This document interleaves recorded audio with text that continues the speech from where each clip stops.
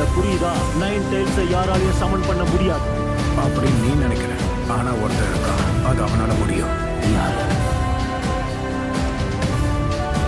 இப்ப நீ யார சொல்ல வர?